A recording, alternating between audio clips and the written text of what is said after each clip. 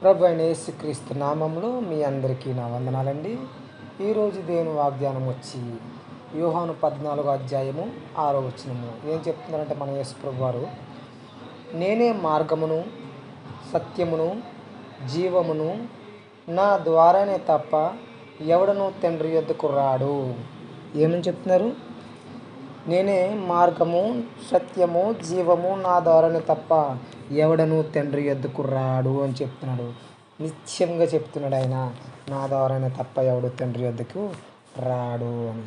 ఎందుకు అలా చెప్తున్నారంటే ఆయన మన నిమిత్తము, మన పాపం నిమిత్తము, ఆయన మన పాపములు మొత్తం క్షమించబడే నిమిత్తమని, మన పాపం కోసము ఆయన తన రక్తం చిందించి తన రక్తం చిందించి తన శరీరము దున్నట్టు దున్నించబడింది. ఆయన శరీరం మీదంటండి 5,000 కంటే పైనే గాయాలు ఉన్నాయంటండి. అన్ని గాయాలు ఎవరు భరిస్తారండి? ఆయన రక్తము కార్చారు మన కోసం.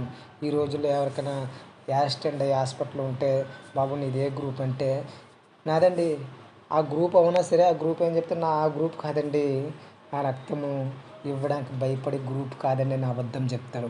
కానీ యేసు ప్రభువు మన అందరి నిమిత్తము తన రక్తం మొత్తం కార్చేసి ఆఖరి నీళ్ళు చుక్క కూడా పడేదాకా ఆయన రక్తం కార్చాడండి. కాబట్టి మనమందరం ఆయన్ని వెంబడించి, ఆయన సత్యమైన మార్గమందు వెంబడించి మన పరలోకం వెళ్దామని ప్రతి ఒక్కరిని మనవి చేసుకుంటున్నాను. మీ అందరికీ నా వందనాలండి.